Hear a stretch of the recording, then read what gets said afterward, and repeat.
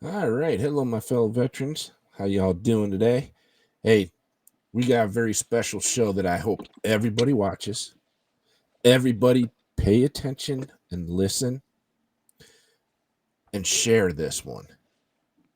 We all need to start coming together. We all need to band together because what's happening down in Virginia, it's going to piss a lot of people off.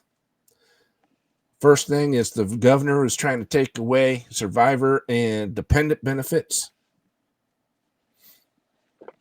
Those are the benefits we got in the PACT Act. And he wants to take them away from you. Number 2, Fort Belvoir.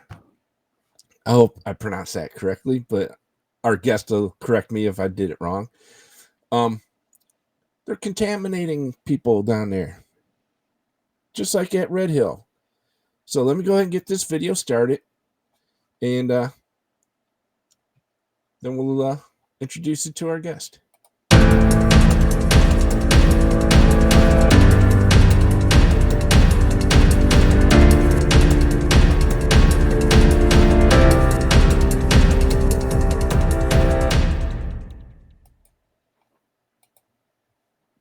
All right, folks, if you don't remember who this lady is, this is Mandy Fight.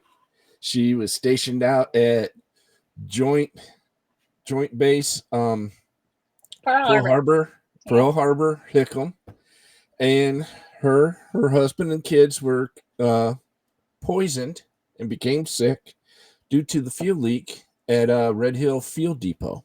Mm-hmm. So, in order to help Mandy out, the Army first got to remember Mandy is active duty major in the Army. Okay. So she's putting her whole career on the line to help her fellow soldiers and civilians at the bases she's been at. So, correct me if I'm wrong, Mandy. You're out at Hawaii. Your family becomes sick. Army notices that you're sick, so they transfer you to Virginia, to Fort Belvoir. Would you believe it?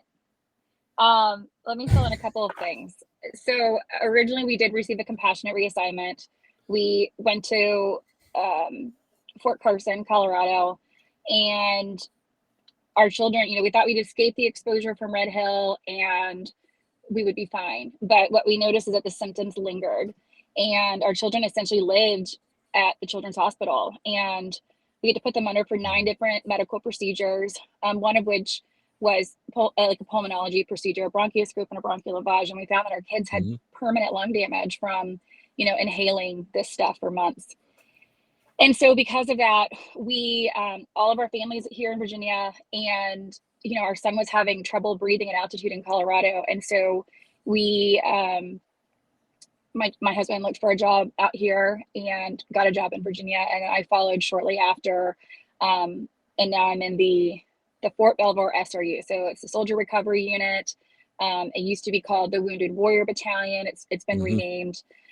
And so my sole purpose for being here at Fort Belvoir is to recover, right? To get care. I'm a patient at the Center for the Intrepid, which is a TBI clinic on Fort Belvoir. I've been overly satisfied with the care and the support that I'm getting for the ongoing, mainly like neurological symptoms that I'm having. And so, yeah, we came here to escape the exposure, and would you have it? Just by luck, right? Is that what they say? Fort Belvoir had a fuel leak last week. So, 1 week ago today, actually, is when the fuel leak happened. And let me play this one video first.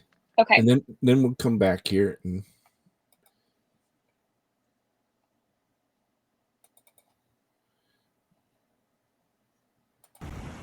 So you can see, like, this creek, free-flowing water, smells, oh my god, like a gas station. And they've got all these little booms set up along the way, but the water is still running down this creek and still smells like fuel. So, I mean, this is awful. And I can't believe after all these days, it still smells so strong. Like, my chest is burning. This is insane.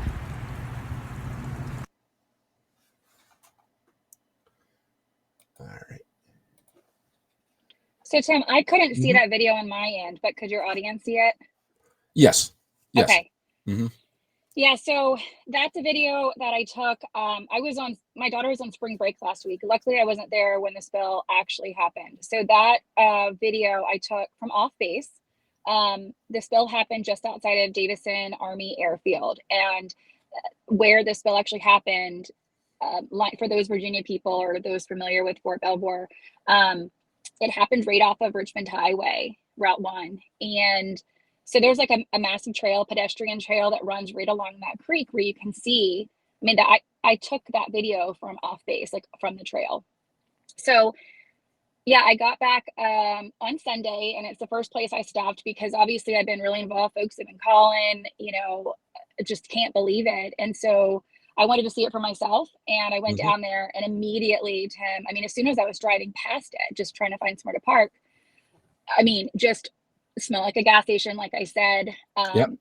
And immediately, like my face, I mean, I felt like I was incinerating, like my face, my skin, like my throat was burning, and I just could not believe it. And the first thing I thought about is like this creek that it leaked into Hmm. it leads to the Potomac. And the problem with that is that Fort Belvoir and the city of Fairfax, very highly populated area, Hmm. draws its water from the Potomac.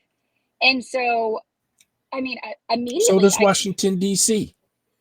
yeah, I'm not familiar with all, but I do know that Hmm. Fairfax and Fort Belvoir draw their water from the Potomac. And I was just like, are you kidding me? So, I'm there I commute up to Fort Belvoir. My family's down in Richmond, and I immediately went back to my room, and I'm like, here I go again. I'm being a water sniffer. I'm sniffing the water. I turn the shower on to see what it feels like. If it's like all the things that we were doing when I was at Red Hill, and it just felt Hmm. like deja vu. It felt like a nightmare again, instant like PTSD, going into complete like panic survival protection mode. Right. I just couldn't believe it. Man. So just so we educate our audience here, Mhm. this is JP8. It is. Okay. Now, just to get people caught up, the U.S. military uh, developed JP8 to get rid of JP4 and a lot of other fuels used by the military for not just aircraft, but all diesel engines. It has an icing inhibitor added to it, a corrosive inhibitor, lubricants, and anti-static agents. And it was supposed to get rid of benzene. Now, I'm not sure if you're aware of this, Mandy, but the burn pits and the oil Mhm. well fires from the Gulf War, Afghanistan, and Iraq produced a lot of benzene, and that's what made us sick. Right. But one of the things about JP8 is the extreme strong odor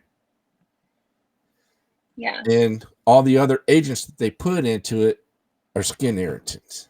Hmm. I can attest to that. Yeah. Yeah. And if it's irritating your skin, it's going to irritate your lungs as well. Hmm. And folks So, also, if you have had a prior exposure, you're most vulnerable for like a relapse, if you will. So, mhm. a lot of the soldiers here have been exposed to burn pits. And then, I immediately started, on the Fort Belvoir Facebook page. They did make one like spill post, and it was embedded with all the like, this month is Sexual Assault Awareness Month. This Yep. month is Month of the Military Child. So, there's a lot of information, great information, and I'm grateful for that's being put out. But this fuel thing was kind of buried in that. And so I started immediately commenting on it. I called the public affairs office immediately, and I'm just like, hey, I'm just going to let you know that I am not the only Red Hill family that's here. I know at least 6 families, and I'm sure that there are more that are Mhm. here. And folks are freaking out, for a lack of better words. And you need to put some information out about this. The other thing is, as an Army girl, you know, when I was at Red Hill, that was a Navy asset. I was an Army girl living on a Navy base, working on a Marine Corps base. So like I was like the underdog, and I was very disappointed. not even like an Army versus Navy thing, but I was just very disappointed in the Navy and the lack of communication and the failure to warn, because what that prevented for us, especially as parents, is the opportunity to protect our family and be vigilant. And so when I call the public affairs office here, I'm like, hey, I'm from Red Hill. We've got several families here. This is what happened to us. And this is how much the Navy royally screwed up with information. And I know that we don't want to cause like mass chaos, but our families do deserve an opportunity to be vigilant with their water, to know, things to work or to do, like smelling your water, look for a sheen. And then also, avoid certain areas. So where this creek is, it goes out to this bay that we do a lot of water sports on, like a lot of recreational, even in my SRU, we do recreational therapy and kayaks and fishing. People are out running there. I mean, I ran into 2 people just in the short 5 to 10 minutes I was there when I gave you that video. This gentleman was on his bike and he's like, we come down here every day and we like pick berries and stuff right here along the creek. And he was like, yeah, I think I'm going to skip the berries today. I talked to another lady and she's like, I have walked by every day for the past, 4 days, and it just feels like it's getting stronger and stronger. And so I talked to the public affairs. They have been better. I just want to see, I'm sorry, I'm kind of skipping around, but I just want to see the Army handle this better. We didn't learn any lessons. There were no lessons learned from what happened from Camp Lejeune. That was obvious when Red Hill happened. I mean, it was really like pulling a page out of the Camp Lejeune book. And history does not need to continue to repeat itself here. Like, we need to learn that communication was screwed up and that people deserve an opportunity, like, to have that communication so that they can protect their families. And that's all I want from this. And 2, Tim, is that I am not some, and no offense to me, but I'm not some like tree hugging environmentalist, but I do care a lot about the environment because I know based off of this exposure, how much it all like kind of ties together. And we as the military not only need to be good stewards of the profession, but in the environment, like we leave an environmental footprint everywhere we go. And this was not an intentional thing. Like, I don't know if we shared in the beginning or not, but it was on the airfield. It was a fueler like that was carrying 5,000 gallons of JP8, and he lost control, I assume, and took a sharp turn, and that's how it spilled. I mean, it was just a freak accident, I imagine. That's what you need to put out. This was an accident. It happened. This is what we're doing about it. And you need to remain vigilant until we get these test results back, because they are doing ground and drinking water samples, but those tests take a couple of days. And until they get those test results back, they need to like be proactive. Right. And something tells me here in the next few days, you're probably going to see a fish kill in that bay. If it's not already. Yeah. Yeah. And just by looking at that video, the blockade that they set up in that creek, the water's flowing underneath it. It doesn't even touch the water. Yeah, Tim. So those booms, they set those up at Red Hill. But the difference was, those booms are meant to float. Yes. Like in large areas of water to like pick up like different kinds of oil, not for diesel fluid not for diesel fuel and not in a creek. Like you saw in that video or maybe another video, it's just collecting like rubbish, like trees and leaves and tree branches, like, and the water is just continuing to flow through. And those booms are apparently supposed to collect it but it's not doing that at all. It looks really cool, but with the smell of it and how it still smells today, I don't know that it's doing much. From what I saw when the Iraqis poured oil into the Persian Gulf, the way the Coast Guard set up the booms there is it was against the current, not with the flow of the water, like the ones in your video are. Right. So it should have been across the creek, not, it's hard to explain, but I think people know. Yeah. And also to the people that are watching, the chat is open. So any questions or comments you have, please put them in. And hopefully we can get other veterans involved so stuff like this stops happening. Because I'm not sure if you're aware, but there are what they say. I forget the last count. I think it's like 759 former and active duty military installations that are on the EPA Superfund site. Right. Yeah. So that means the contamination at these bases are not for human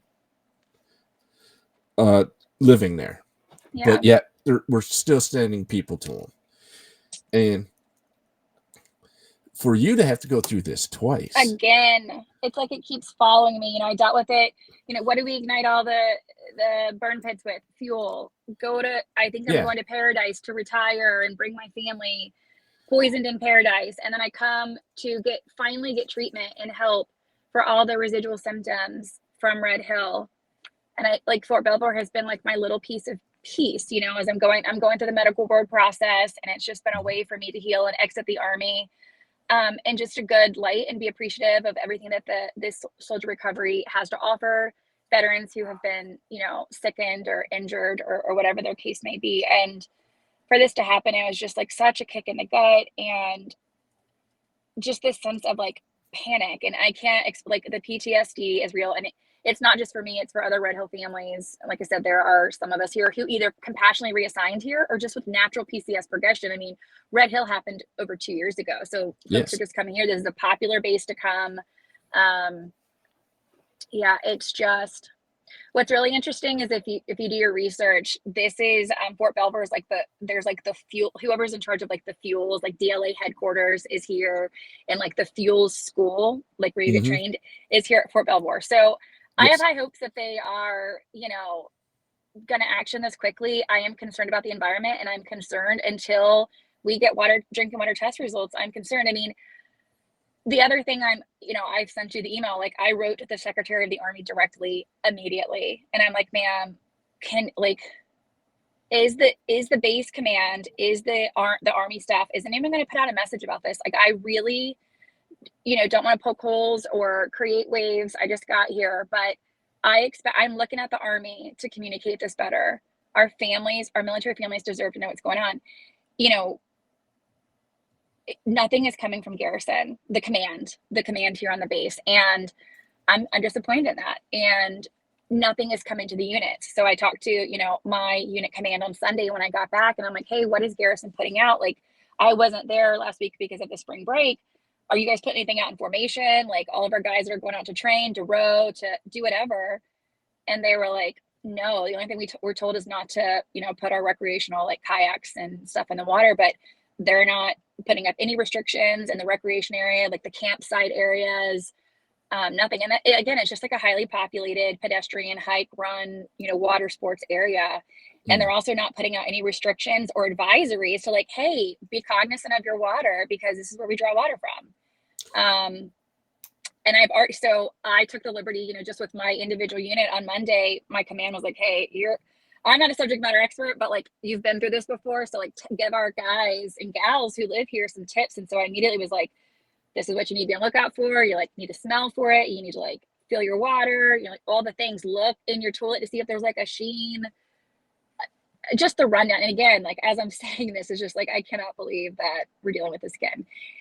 Yeah. So yeah, we'll see. I have not gotten a response from the Secretary of the Army, and to date, the base command, has not done a press release, and to my knowledge, has not passed anything down to the units, and that's disappointing. And I'm going to give them a couple more days, but I continue to encourage over communication is the key here.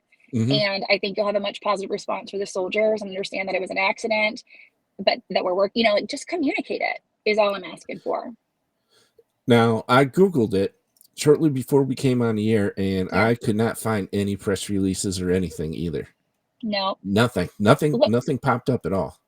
So if you Google Fort Belvoir spill, there's a couple of local news stations who did I think there was 3 reports on Thursday right after the spill happened, but they haven't kept the story going. There's no updates on the news, at least the local news. And the only way that they're communicating is through Facebook post. But I mean, look at a lot of our younger population or junior soldiers, they're not using Facebook. It's for people our age, Tim, Yeah. And even my own command, I talked to my first sergeant, he's like, I don't even have Facebook. Can you send me whatever it is that putting out? That's crazy to me. My first sergeant, he's in charge of our unit, is not getting anything from the base command to put out so that their soldiers can be vigilant and mindful that there is a spill. And hey, if you're running past here and you smell this fuel, this is what it's from, and you might want to maybe run a different route for the next couple of days until it evaporates or does whatever it does. And he was like, Mandy, can you send me the screenshot of the Facebook post? Like we have got to be better with communication than a Facebook post. Like, we have everyone who lives on base, we have their email. We can easily put it down to the, every unit commander from the base commander. And we're not doing that. And I could spend, the next 30 minutes talking about communication. But the bottom line is it's not being communicated. Folks are panicking. When you don't over communicate, rumors swirl. You got all the, Facebook, neighborhood Facebook pages, spouse Facebook pages, just going to Costco, buying up all the water, freaking out, and they're just not getting the information that they need. Now, I know we've never talked about this before, but when I was stationed at George Air Force Base, I was involved in an argon gas cylinder accident where the valve popped off the gas cylinder. They shut that base down so quick. I bet. I was out cold, so I didn't know exactly what was going on, but I was told while I was in the hospital a couple of days later that the base command called every single squadron, and every single squadron called every single department they had and told them, look, everybody cannot go home. Everybody has to stay put. Everybody has to stay indoors until you get the all clear. I mean, it was just one little small gas cylinder, but still, they shut that entire base down. But do you remember how many thousands of, I don't know, remember how big the spill was roughly? It was one of your larger oxygen, like gas size. Yeah. I think it's like a foot diameter, and it's about 5 foot tall.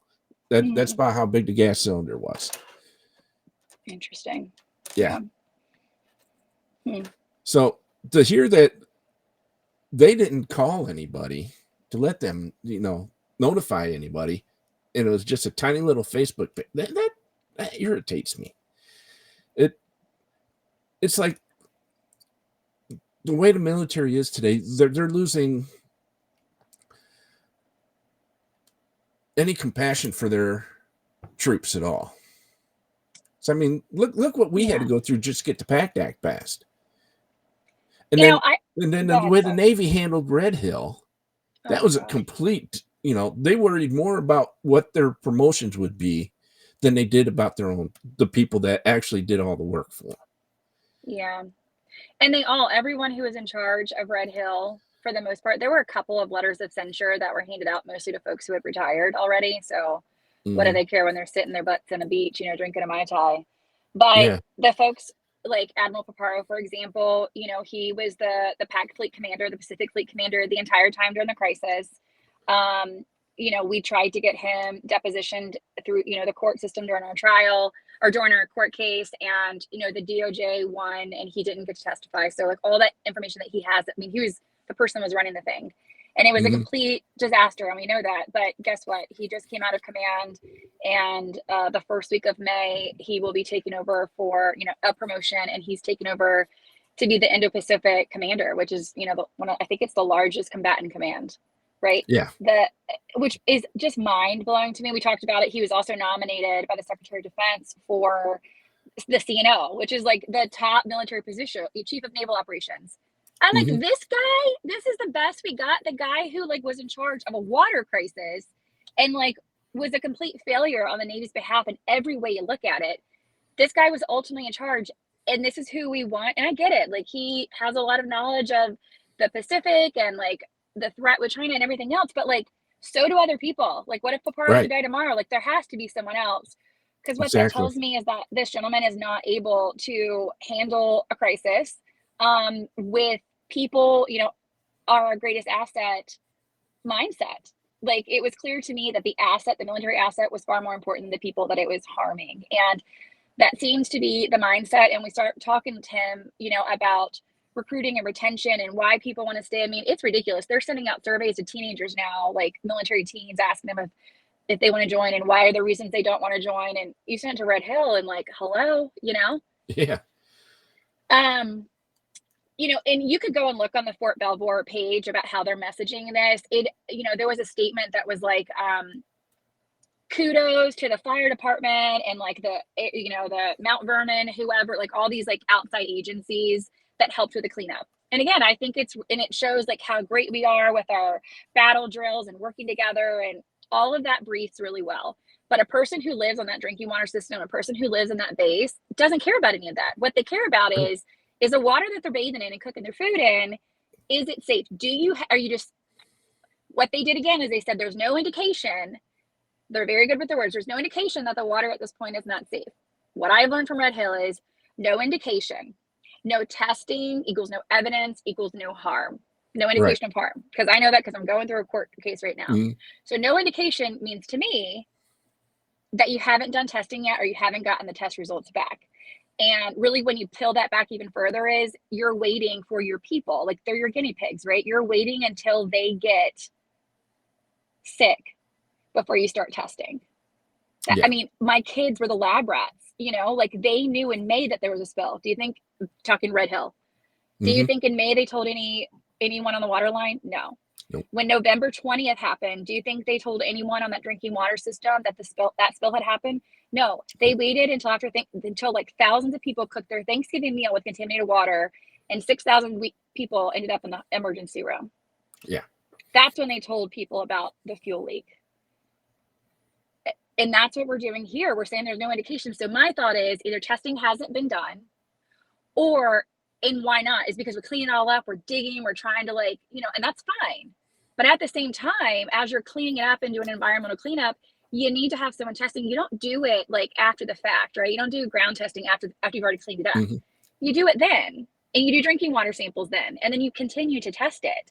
And you let people know, so again, they can be vigilant until you know with 100% certainty that the water is actually safe. Like, it's not fair to say there's no indication, because in my mind, that's not a yes or no.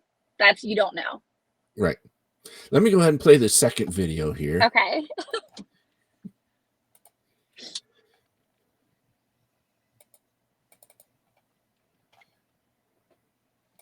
Okay, so I'm literally on this trail at the side of the road, and I am far away from this site.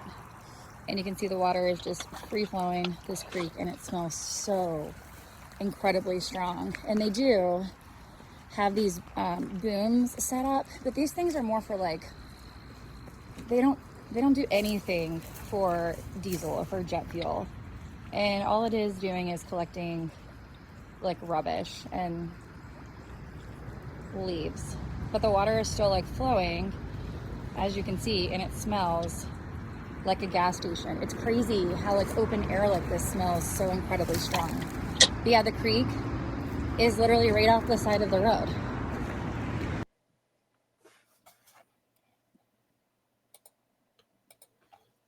Oh man. Crazy. Yeah, it's so close to the road. Yeah, it's crazy.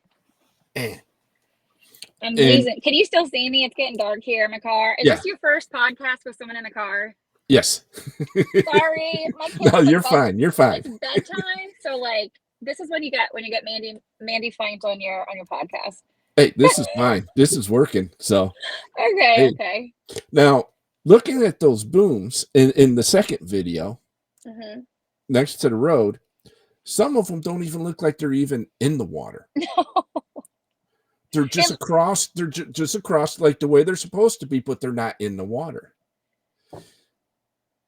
Yeah, I mean, I think it looks like cool. If you were a pedestrian, you'd be like, awesome. They set up these things. You read the narrative. You can Google what a boom is, and you're like, looks cool, But for someone who knows a little bit more about it, you're just like, is this really helping the environment? Is this really ensuring and truly blocking this fuel from getting in the drinking water, system, at least? Okay. Now I'm looking at Wikipedia on JP8. The main complaints are how bad it smells, and you can actually taste it when exposed to it. Oh yeah, I could feel it, like just from the inhalation, I could feel it burning. the same burning that I remember in my throat. And just like I said, my face was just, it felt like my hands and my face felt like they were incinerating. Yeah, it was bad. All right. JP8 exposure has also been linked to hearing problems. Mm-hmm.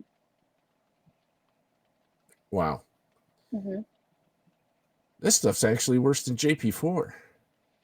Yeah, and JP5 was what we were exposed to at Red Hill. And it's funny that you talk about hearing problems because I'm a personnelist in the military. I go to the range and qualify and do the things I need to do, but I'm not on an everyday basis. I'm not like on a flight line, and I'm not around loud booms all the time. Mm-hmm. So there's no real reason that I should have hearing loss. When I got out of Red Hill and I started getting all my care, I noticed that I was like having trouble hearing, like even at work, like in a cubicle space or whatever. Had to come up for my like annual hearing, and in my left ear, I had like such a decline in hearing. And going to an audiologist, I had to get like an MRI of like my brain and my inner ear canal. I have sensory neuro hearing loss and auditory processing disorder, and I was prescribed hearing aids at the ripe age of 37 years old. And yeah, it's from my neurologist actually worked for this gentleman named Dr. Fife, and he studied jet fuel exposure and like vestibular dysfunction in hearing, not associated with noise, but just inhalation of fuel. That was like a God thing that I got to have his fellow. But he knew right away when he met me after I told him about Red Hill, he's like, this is what you have, and here's the literature on it. And so, yeah, there's no other. Is his name spelled Fife? Yeah. Do you see? Yeah, he's in this Wikipedia Yeah. Thing here. So a gentleman who worked for him is the neurologist at the Air Force Academy. And when I was stationed in Colorado, I went to see him. No idea that he had any background in this, but he knew right away after my exposure and just looking at my scans and like going through all of his testing and stuff, he knew right away that that's where my hearing loss came from. Now I got hearing aids too. They're not that bad now. No, there's some perks to them. I mean, I guess, I don't like them, but because the ones they gave me, it amplifies everything. Oh yeah. So my wife gets mad at me. You can't even hear me even with them things on. I says it amplifies everything. Yeah. I said I can hear a pin drop 10 miles away. I can hear what the dogs hear now. Yeah. So, it's crazy. But let me play this third video real quick.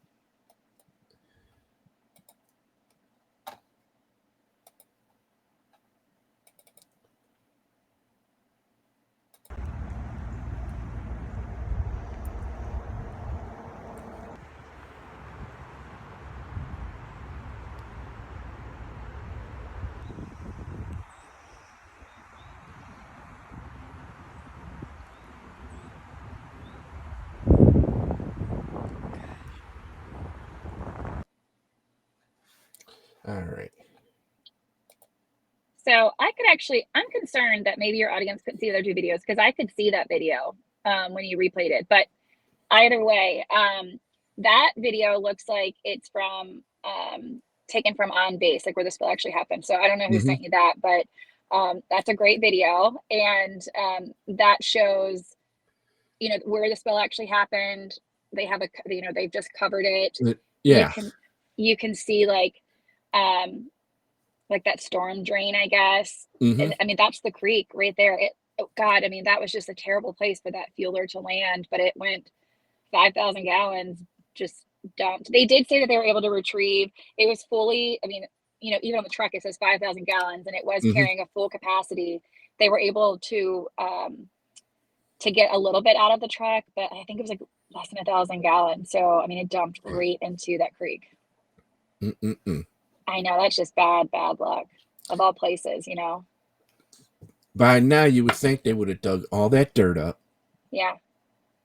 Taken it to an incinerator. Yeah. So I don't want to waste your time on this. It's just a couple seconds long though. Can you play that one, the first one you played? Can you play it again just in case it didn't? Because I only saw a black screen when you played it. Can we just try to do it one more time? Sure can. The first one. Yep. And if the audience has seen it twice, then you're seeing it twice. Yeah, they've seen it twice. So you can Oh see yeah, I like still see a black this screen. creek, Huh. free flowing water, smells, oh my God, like a gas Well, station. you can take it And down, I guess. they've Well, got all these little booms set up. there was a part here that I missed the first time I Along watched way, it. but the water is still They got running down this pipes creek, and underneath those still smells like fuel. booms. So, I mean, this is awful. And I can't believe after all these days, it still smells so strong. Like my chest is burning. This is insane. Yeah, so they kind of made like a dam. So you saw, that those trees, and they put pipes there, Mm-hmm. and then they put the boom, I think, underneath it. But I mean, like I said, it looks pretty, but I don't really know what it's doing. Yeah, it's all the water's flowing underneath, and it looks like there's a sheen on it still. So Yeah. it's Oh, there's definitely a sheen on it with that. You yeah. could see it definitely free flowing just with the sheen, and just smells terrible. Um, it's wild. This is going to sound a little crazy, but as someone who was impacted at Red Hill, I never, they do all these tours. Whenever I go to like my congressional, like do my lobbying on the Hill now, I'll meet with like the House. I just met with the Senate Armed Services Committee, and they were like, "Yeah, when we did this tour, when we went out to Hawaii, because they have like a Pacific team, we went out Mm-hmm. to Hawaii. We went through the tunnels, and we saw the site and all of that." I'm like, that must be really like great. But for someone who was impacted, and I'm a member of the CRI, the Community Representative Initiative, which is an EPA like mandated thing. There's 10 of us. We've asked for a tour of the site, like just to see. For someone who, it's like I just want to see it. Like, I want to know what it looks like. Pictures don't do it justice. I want to go there and see what poisoned my family. I want to Yeah. go there and see what poisoned thousands of, my fellow service members and their families, and the innocent civilians and the people of Hawaii. I want to see it. And so people think I'm a little bit nutty, because the first thing I did when I got back to Port Belvoir on Sunday was go to where I knew the site was. I wanted to see it, and it was kind of like, it was like liberating to see, like Mm-hmm. I don't know. Is that weird? It's probably kind of weird, No, but no, it's not weird at all. and I'll probably never, we keep getting denied access to Red Hill. All these people have gone, all the politicians, people come over and like shake hands and kiss babies, but they never meet with impacted families. No, Mm-hmm. like I actually asked, that was so frustrating. You saw I was in on the Hill just a couple of weeks ago, and we met with the Senate Armed Services Committee, and they talked about like going to Red Hill, and they said, and I was like, I'd love to know. Before I told them I was at Red Hill, I was like, I'd love to know like who it is that you met with, like what'd you do there, what was your agenda, what was your purpose. And we went to the site, we talked to this person, we met with the EPA, we met with the Red Hill commanders, we met with the governor, list. And I'm like, like as an impacted family, who, like what population I didn't hear you, the Senate Armed Services Committee, say.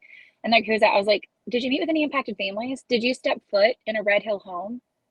Like, did you talk to Right. anyone about how this is like impacted them, or what their house smells like? Or did you see that they're still camping out in their house and they're using like bottled water, and and he was like, no, it wasn't on our agenda.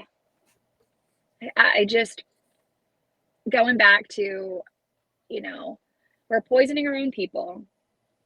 I've gone back and forth about that. Like, I raised my right hand. I volunteered to serve. I knew there was inherent risk, and I didn't know this was the inherent risk. I thought we were talking about like downrange and like a time of adversity and all of that. But I never thought that any of this stuff meant that when you're on American soil, you're going to be poisoned. When the president, whatever you think of him, Mm-hmm. says every child in America should be able to turn on their faucet and know they're drinking clean water.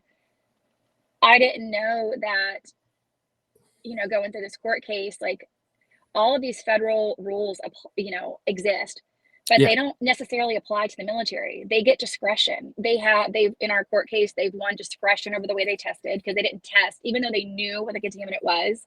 They ran a test for TOC, not for TPH, which is like they knew the type of fuel that had leaked.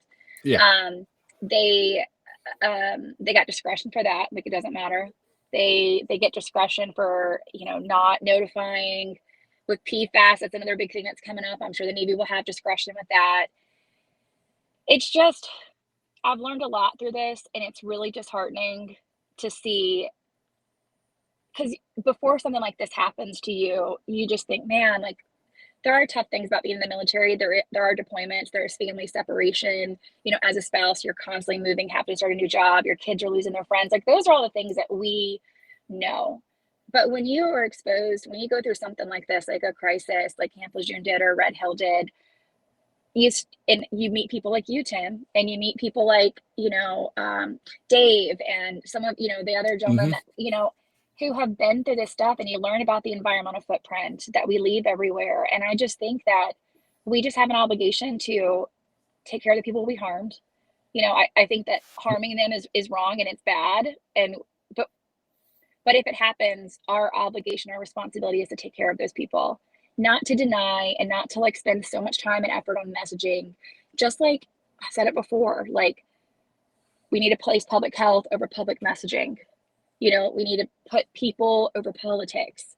And that is something when we're talking about how do we change, how do we do better for recruiting, how do we keep our people, like, that's how.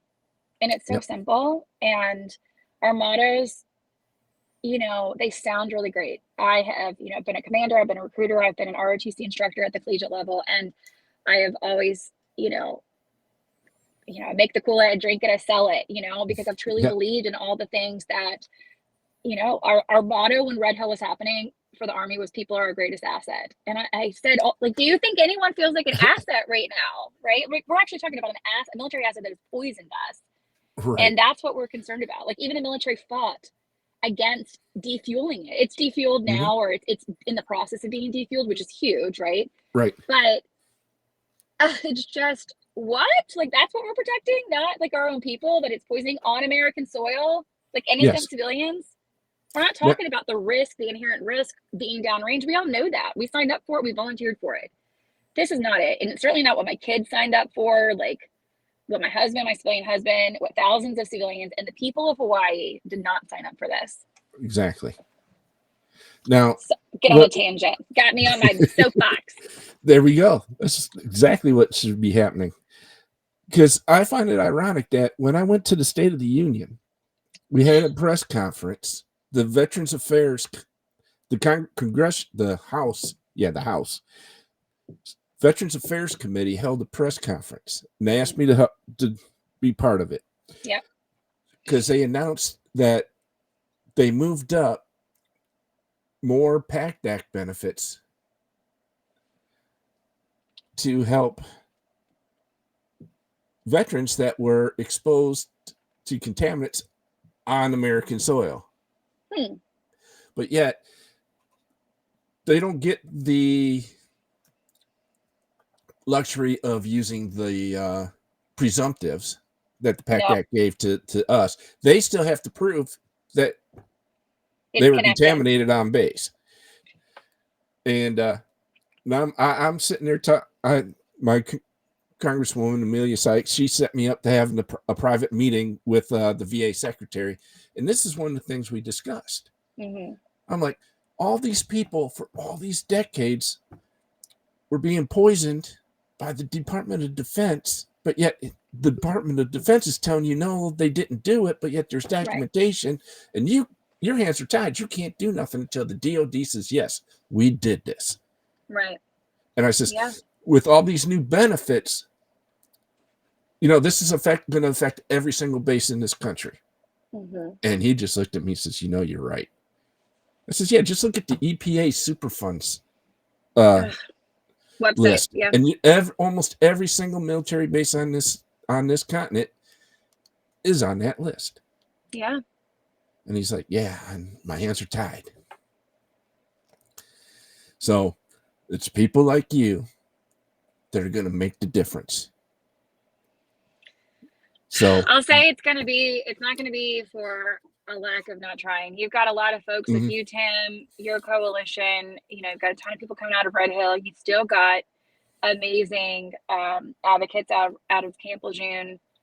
But it's not going to be for a lack of trying. I'll say that. That's right. Yeah, we owe it, and we need to make sure that our policymakers, our decision makers, really understand like the magnitude of this thing. I did talk to the VA a little bit about the PACT Act and because there's a part in there, you're right, that says and other toxic exposures. Mm-hmm. But you're right, presumptive conditions don't matter. But I think what will help is that there's this thing called DOORS now, and I don't know what it stands for. Something exposure record. Yeah. Whatever. I don't know what So it I means did either go. yet. Yeah, it's like I don't know the deal, but it's exposure record, I think, Mm-hmm. and occupational exposure, whatever. I looked at it, like I got access to it and I looked at it, and my name is on it for Red Hill. It's interesting that it's not for burn pits, so we got to get that updated. But it does make me feel good that there is a, I think registries are kind of like, okay, what is it's an administrative thing. What does this really do for me? But Mm-hmm. in terms of veterans and our service members, it does say, okay, Feint was at Red Hill. All right, let's look at her medical record post Red Hill. Did she have any of these conditions, or did all of these things, was she ever diagnosed with neurotoxicity before? Did she ever have any of this vestibular dysfunction stuff? How was her cognitive memory Mm-hmm. before? None of that stuff is on my, medical record prior to. It doesn't take a rocket scientist to figure out that it was related and that all these Right. things have happened since the exposure. So I do see a benefit. That is the only benefit, but that is only for our service members. Like that Yeah. doesn't do anything for our family members. That doesn't do anything Mm-mm. for the civilians that were harmed by this. Nope. So that's one thing. Once this trial is over, which by the way, we go to trial, our trial starts on Monday the 29th, right? I think, yeah, Monday the 29th of April, and it's 3 weeks, projected to be 3 weeks. It ends on May 17th. So once this trial is over, I feel like, I can get back in the fight, the congressional fight, and got a lot of things, as like that we're trying to work on. So yes. Yeah. But that's another thing I discussed with the secretary too, was, me being in the Gulf War. When I came back, I went a lot later than my troops did. And I went to a different place than they went to. Mm-hmm. When I came back, they were having babies. All the babies had birth defects or were stillborn. Every single one on that base. It's terrible. And I says, what can you do to help the families? Right. Now where Dave's was stationed at, Dave Crete, folks. Right. Stationed out at Nevada Nuclear Testing Range. Mm-hmm. Their children have birth defects and everything. And and we just discussed them briefly too. And I says, they can't even get into the VA system. And he says, well, why is that? I says, because they're data masked. He didn't know what data masked was. He does now. Yeah, good for you, Tim. So, I mean, he gave me 15 minutes, and I'm thanking my congresswoman like crazy about this meeting, because I was not expecting this. I was expecting here's your ticket, there's your seat, we'll see you, next week. But no, they set me up with TV interviews, press conferences, got to meet with the secretary. That's awesome. Which we talked a bit about Red Hill, we talked a bit about Dave Crete's group, talked about what the VA can do for family members that were contaminated, because he didn't know that the Department of Energy was given free health care to the civilians that were stationed out with Dave Crete. They've been getting free health care for decades. Interesting. Yeah.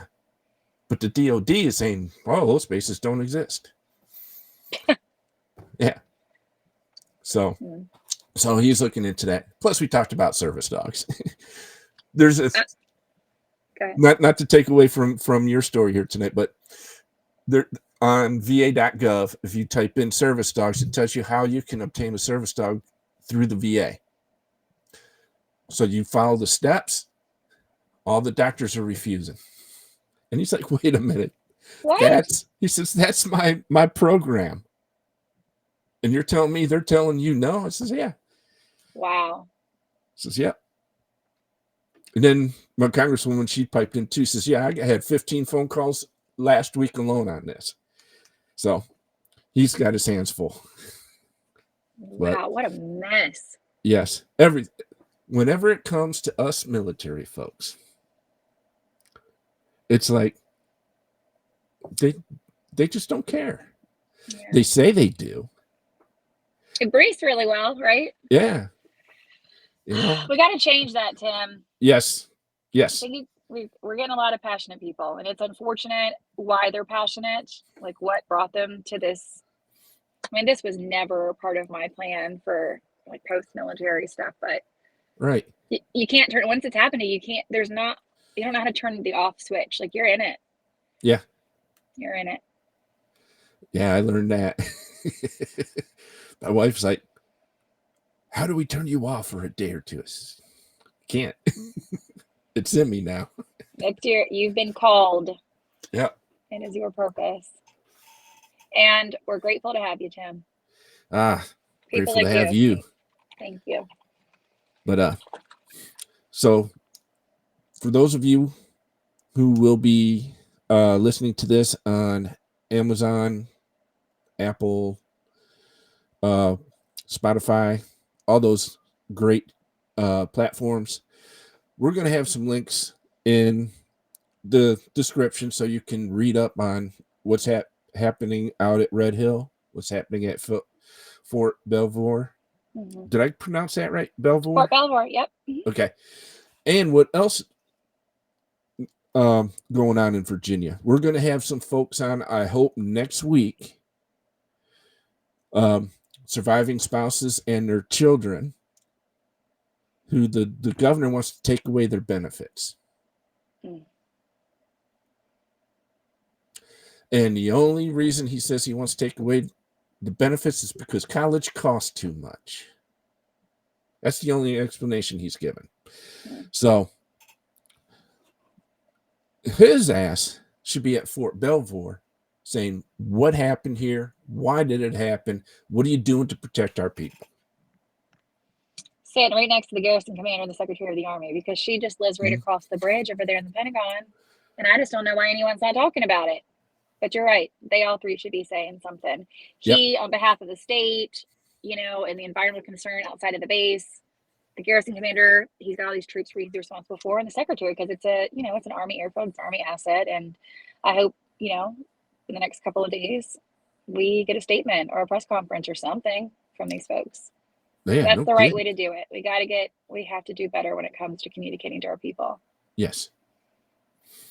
All right. Now, thank you for having me on, Tim. Oh, thank you for coming on. I appreciate it. Oh, I appreciate you coming on. It's the only way we can inform our fellow veterans and military folk. Yeah. It's by this. When you saw Fort Belvoir, were you like, are you kidding me? Like, yes, I was. I was like, not again. I know. It's like, man. Not that you wish it on any other base, but like, could it not be the base that I came to for help, for medical care? Anyways. Well, it's getting dark here in Virginia. Yes. I don't even know. Can you see me now? Oh, yeah. Oh, yeah. Oh, yeah. We can see you the whole time. Okay, good. All right, folks. Not sure who we're going to have on next week. Hopefully, some of the spouses and dependents of fallen veterans from Virginia, so we can discuss that. Mandy, I hope they get this all figured out and get you folks taken care of the way you're supposed to be. Thank you. I hope so too. Man. Yeah, unbelievable. Unbelievable. All right, folks, we're going to sign off. Mandy, stay on for a moment, and we'll see everybody next week. Bye.